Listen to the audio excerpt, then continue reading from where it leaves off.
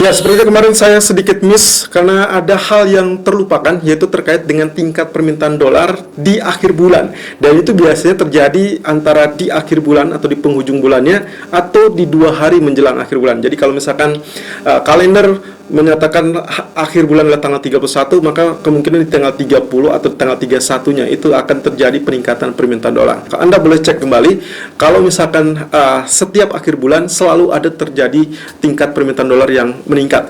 Lalu kemudian di akhir bulannya selalu diakhiri dengan reverse untuk emas terutama. Dan itu yang akan kita lakukan untuk hari ini. Jadi saya tidak akan terburu-buru untuk menyimpulkan buy on breakout ataupun buy on reverse, karena kemungkinan saya masih menunggu sampai malam hari, setidaknya sampai data ekonomi di jam 9 malam, dan itu hanya berkisar dengan Chicago PMI dan juga CB Consumer Confidence, dan diperkirakan kurang lebih keduanya mengalami penurunan.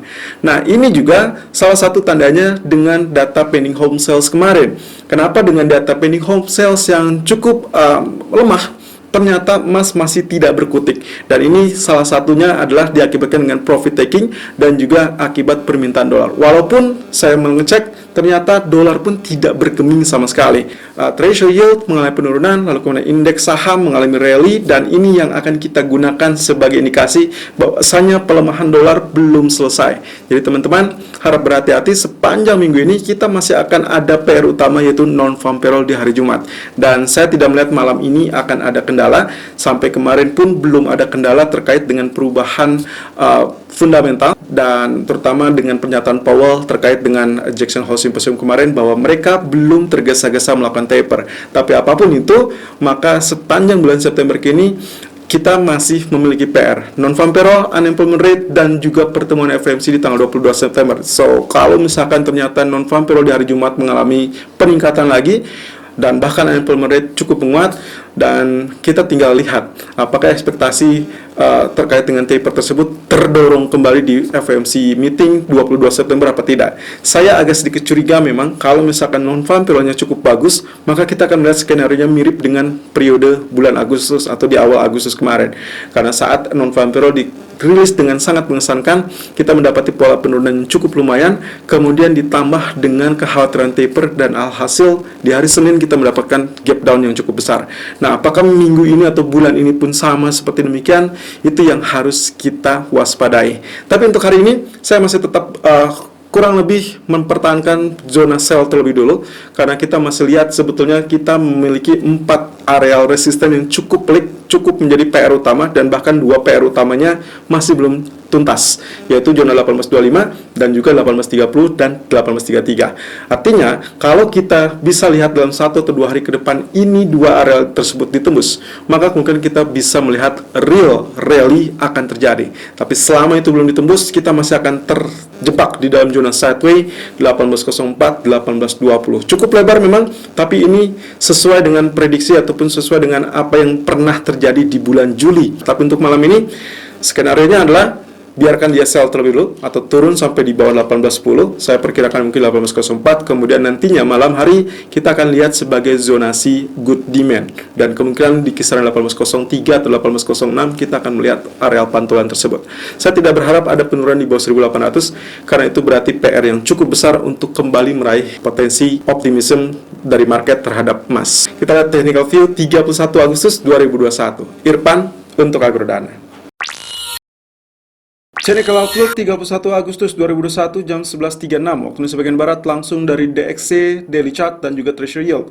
Yang ternyata kalau misalkan Anda perhatikan kemarin, kita sempat mendapatkan sinyal palsu dari dolar, karena ternyata dia walaupun ditutup dengan, ya kita sebutnya ini doji candle, ya doji candlenya lebih berbentuk kepada spinning tops, yang artinya indecision candle, dan dia bisa saja naik ataupun bahkan mengalami penurunan.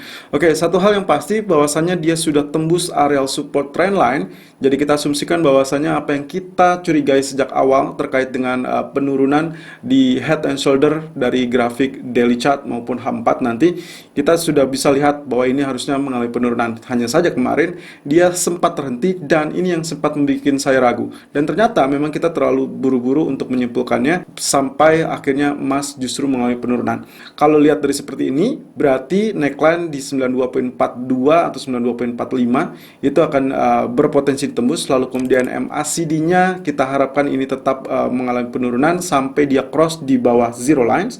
Berarti kita masih butuh waktu sekitar 1 atau 2 hari ke depan, yang mana data-data ekonomi bisa saja menjegal.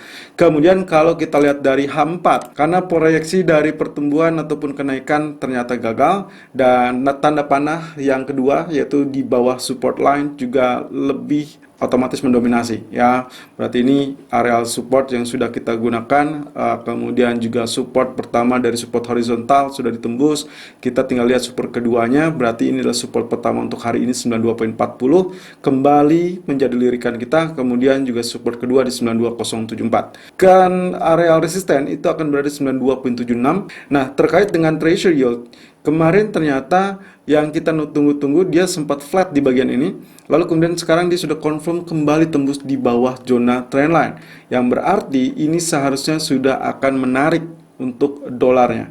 Kalau kemarin dolar seolah-olah kebingungan antara naik dan turun, itu sebabnya ditutup dengan doji candle. Sekarang kita bisa mengharapkan atau mengandalkan dari treasury yield yang sudah mengalami penurunan. Jadi ini sudah berada di bawah, berarti kita juga mendapatkan apa yang kita inginkan dari pola double top daily, yang juga ternyata rejectionnya sudah cukup bagus. Evening star kalau kita lihat dari 3 candle atau bearish engulfing, kalau kita lihat dari 2 candle kemarin, ini sudah terkonfirmasi dengan bearish candle, berarti seharusnya melanjutkan. Dan saya rasa 1.231 itu jadi support yang harus ditembus.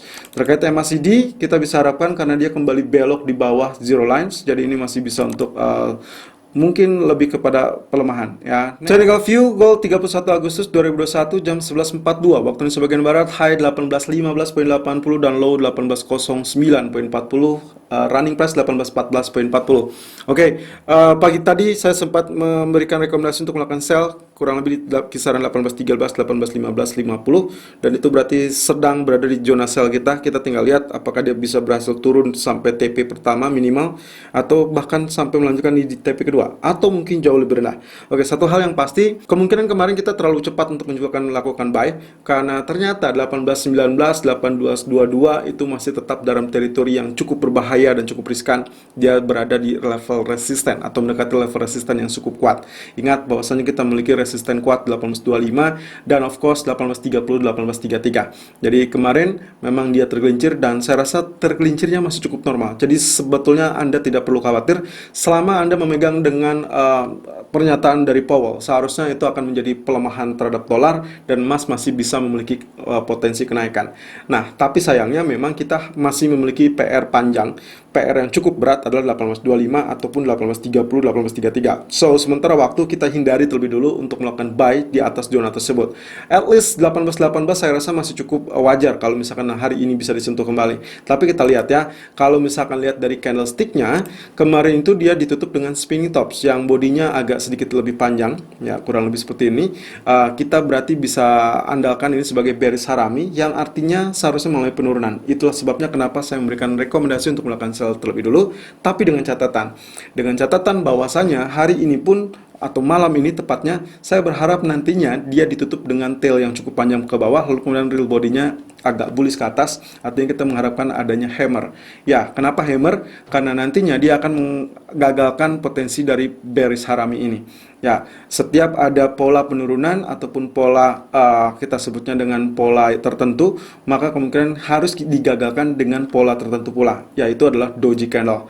Nah, kalau misalkan itu yang terjadi, maka kita akan lihat yang harus dipentingkan adalah nantinya areal high kemarin 1822.90 atau areal kemarin di 1818 itu akan menjadi areal resisten yang cukup ampuh dan harus ditembus. Artinya kalau Anda melihat zona tersebut ditembus, lalu kemudian hari ini ditutup dengan bullish candle, artinya ditutup di atas areal high kemarin, maka kita bisa berharap besok itu seharusnya melanjutkan kenaikan dan kita bisa melihat 1825 atau bahkan 1830, 1833 itu bisa ditembus. Tapi untuk hari ini saya tetap melakukan sell terlebih dulu, kemudian nanti malam kita cocokkan lagi, karena kemungkinan di sesi Amerika hingga malam hari saya berharap tadi ada Dow Jones, artinya nanti kita akan balikan posisinya. Nah, terkait dengan grafik H4-nya, potensi pergerakan seperti ini, ternyata dia bergerak tinggi lalu kemudian swing low, sebetulnya tidak gagal sama sekali. Kemarin saya sempat memberikan catatan kepada Anda, kalau Anda ingin mendapatkan areal buy on dip yang lebih low risk atau yang risikonya lebih rendah, Anda pastikan bahwasanya dia berada di kisaran 1809, 1814, karena memang support pertama 1812, 1814, support kedua 1809, dan kemarin dia turun 1807, kemudian dia terpantul kembali di 09, walaupun baru hari ini dia kembali balik di 1815. Nah, saya harapkan sebetulnya ini belum diekspektasikan untuk mengalami penembusan 1818 untuk sore ini, tapi mungkin malam hari kita andaikan itu terjadi, maka kita akan switch strateginya di area tersebut. Dengan catatan seperti yang sempat saya sampaikan, bahwasanya ada dua pilihan: follow buy atau buy on breakout saat memang resisten betul-betul ditembus, atau buy on dip di area good demand. Good demandnya di mana? Oke, kalau misalkan Anda perhatikan dari sini, kita memiliki area Fibonacci retracement dari area tertinggi 183150 sampai 167950. Ini adalah area yang lama. Saya tetap tidak akan hapus karena 100%-nya belum ditembus. Walaupun kita sudah mendapati area bearish sudah lemah karena 61.8%-nya sudah ditembus. Cek kembali aturan tentang Fibonacci retracement.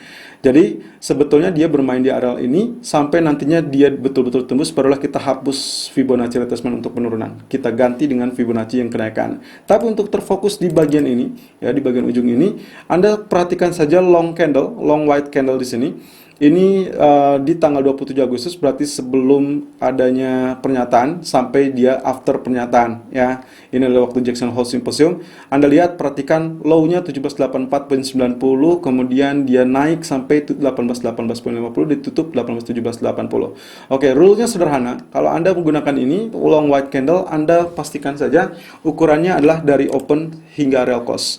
Ya, open sampai dengan real close. Jadi 1791 sampai 1817.80, dan saya dapatkan itu teritorinya areal tengah dari real bodinya, ya, karena open dan close berarti kita mendapatkan di 180490 atau 180485 kurang lebih. Ya, saya andalkan di sini saja. Nah, ini berarti bertepatan dengan areal support yang kita tandai dari sejak kemarin 1804 1806 gitu ya. Dan ini berarti adalah areal support pertama yang tidak boleh tembus. Kalaupun ditembus, kita masih memiliki support terakhirnya adalah areal low yang sempat terjadi di candlestick ini. Itu berarti 1784. Ya, kalau Anda beranggapan bahwasanya tren sudah berubah, maka dia harus tembus zona 1784.90. Simple seperti itu. Artinya, kalaupun misalkan nantinya dia ada swing low, maka ekspektasi saya, kalau ini sesuai dengan harapan, berarti sell on rally di pagi hingga sore hari, kemudian di malam hari diharapkan dia sudah turun di zona 1804 atau let's say 1806, dan saat nanti menyentuh zona tersebut Anda boleh melakukan buy. Jadi kalau misalkan Anda ingin melakukan buy, carilah areal di bawah 1810 karena kemungkinan potensi yang paling kuat di areal tersebut, dan Anda ingat bahwasanya 2 hari yang lalu pun areal tersebut adalah areal resisten cukup kuat. Jadi begitu dia tembus, maka dia akan seharusnya menjadi areal support kuat. Ya, simple rule seperti demikian. Kemudian, kalau misalkan harapan terakhirnya adalah tentunya 1818, 1820 ditembus atau 1822.90 yang lebih tepatnya. Kalau itu bisa ditembus, berarti kita akan berhadapan dengan areal strong resisten 1825 dan 1830, 1833. Saya tidak tahu apakah hari ini bisa tembus apa tidak, tapi kalau misalkan melirik dari data ekonomi, seharusnya kita baru akan mendapatkan penembusan itu esok hari. Dan itu dengan catatan bahwasanya malam hari kita mendapatkan perlawanan dari doji candle, sehingga nantinya kita bisa switch strategi di malam hari. Nah, terakhir di grafik H1-nya teman-teman, saya menggunakan refleksi seperti ini. Ya, ini adalah descending channel. Sayangnya ternyata dia sudah tembus.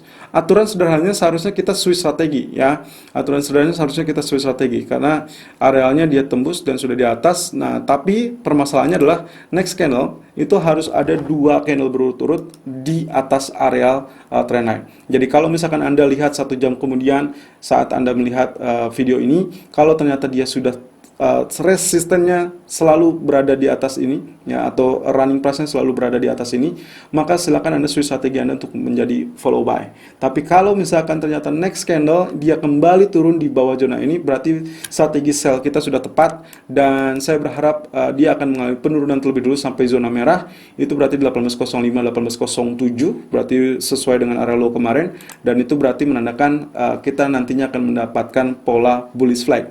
Ya, correction terlebih dulu sampai at least 1808, 1807 atau maksimum 1804, baru nanti kita buy di area ini untuk mengandalkan area bullish flag segera terwujud dan melanjutkan rally-nya. Selalu gunakan stop loss dan risk management sesuai dengan equity dan strategi trading Anda. Irfan untuk Agrodana.